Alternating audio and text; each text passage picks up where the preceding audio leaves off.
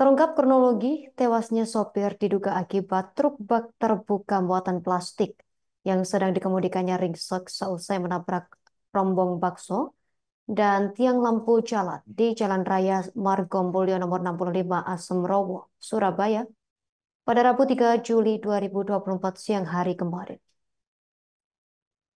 Menurut informasi korban berinisial DKT yang berusia 41 tahun warga Praikatelu, Dewa Jara Gatikukana, Sumba Tengah, Nusa Tenggara Timur. Untuk informasi selengkapnya akan dilaporkan rekan Luhur Pambudi wartawan Tribun Jatim untuk Anda pemirsa. Rekan Luhur Pambudi silakan laporan selengkapnya dari Anda rekan. Oke, baik Justina. Terungkap kronologi tewasnya sopir diduga akibat truk bak terbuka muatan plastik yang dikemudikannya ringsek usai menabrak tiang lampu jalan dan gerobak bakso di Jalan Raya Margomulyo depan bangunan nomor 65 Kecamatan Asemrowo, Kota Surabaya pada Rabu siang kemarin. Informasinya korban tewas itu berinisial DKT, 41 tahun, jenis kelamin laki-laki, warga Praikatelu, Dewa Jara, Katikukana, Sumba Tengah, Nusa Tenggara Timur. Kini jenazah sudah dievakuasi di kamar mayat RSUD Dr. Sutomo beberapa menit setelah kejadian. Sedangkan untuk kernet dari truk Mitsubishi Colt Diesel bernopol L9355S berinisial DM dinyatakan selamat, termasuk juga pemilik gerobak bakso bermotor yang nopolnya adalah W2468GU yang di bahu jalan dan menjadi sasaran tabrakan yang dimiliki oleh ABR 56 tahun warga asal Malang juga dinyatakan selamat. Namun menurut keterangan dari Kabid Darlok BPBD Kota Surabaya, Buyung Hidayat, bahwasanya korban ABR atau si pemilik gerobak bakso itu juga sempat mengalami luka pada pelipis kepala dan sudah mendapatkan penanganan medis di lokasi kejadian dilakukan oleh Palang Merah Indonesia di Kota Surabaya.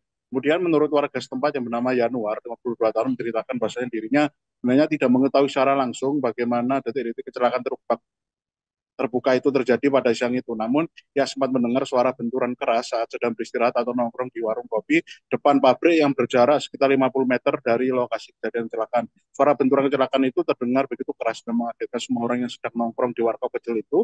Bahkan ia sempat mengira bahwasanya suara itu bersumber dari ledakan roda truk besar yang sedang melintas di ruas jalan tersebut. Namun saat ia melongo ke area luar warkop tersebut, ternyata sumber suara benturan keras itu diakibatkan karena adanya kecelakaan truk, sehingga Yanuar pun bergegas pelarian untuk menuju ke lokasi kejadian.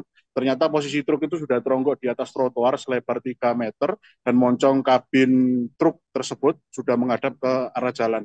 Kemudian berdasarkan cerita yang didengar dari si pedagang bakso yang melihat kejadian tersebut, Yanuar mengungkapkan bahwasanya truk tersebut semula melaju dari sisi kiri bahu jalan yang melintas dari arah selatan menuju ke utara.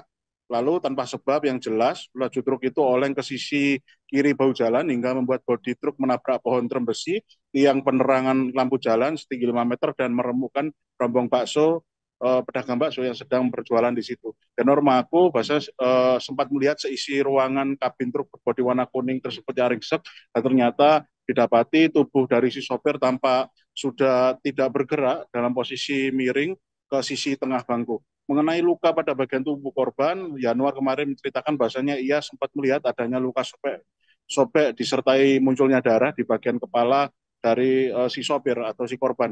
Yanuar tidak mengetahui pasti dugaan penyebab olengnya truk tersebut hingga menabrak pohon, tiang lampu jalan, dan rombong atau gerobak bakso di bahu jalan tersebut.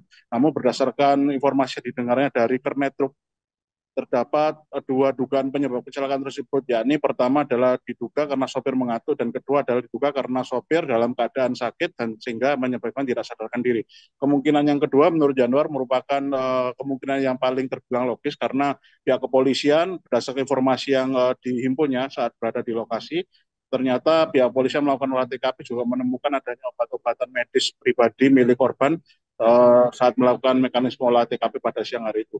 Kemudian kami sempat mewawancarai Kasat Lantas Polres Pelabuhan Tanjung Perak Surabaya, yakni AKP Musmud, bahasanya hanya menerangkan bahasanya kronologi kecelakaan itu bermula saat truk maju dari arah selatan kawasan Kecamatan Tandes menuju ke arah utara kawasan Kecamatan Asemrowo Kota Surabaya. Kemudian setibanya di depan bangunan pergudangan yang bernomor 65 itu, sekitar pukul 13.30, sopir truk diduga tidak sadarkan diri sehingga tidak dapat menguasai laju kendaraannya. Sehingga laju truk tersebut oleng ke sisi kiri bahu jalan hingga menabrak pembatas antara aspal jalan raya dan trotoar berpaving jalan kaki. Kemudian laju truk masih tidak terkendali meskipun sudah menabrak pembatas jalan, sehingga akhirnya truk menabrak tiang lampu jalan. Kemudian truk juga oleng menghantam gerobak bakso hingga ringsek dan membuat bodi truk itu terpelanting menghadap ke jalan aspal arah barat atau ke arah jalanan. Mengenai dugaan penyebab korban mendadak tidak sadarkan diri di tengah aktivitas mengemudinya hingga menyebabkan kecelakaan tersebut, Muhammad Suud menyatakan bahwasanya pihaknya masih melakukan penyelidikan lanjutan dibantu oleh anggota tim Inafis Polres Pelabuhan Tanjung Perak untuk menguak hal tersebut. Demikian reportase kami, Justina, kembali ke studio. Terima kasih rekan Luhur Pambudi, wartawan Tribun Jatim atas laporan dari Anda. Selamat bertugas kembali rekan. Download Tribun X sekarang, menghadirkan lokal menjadi Indonesia.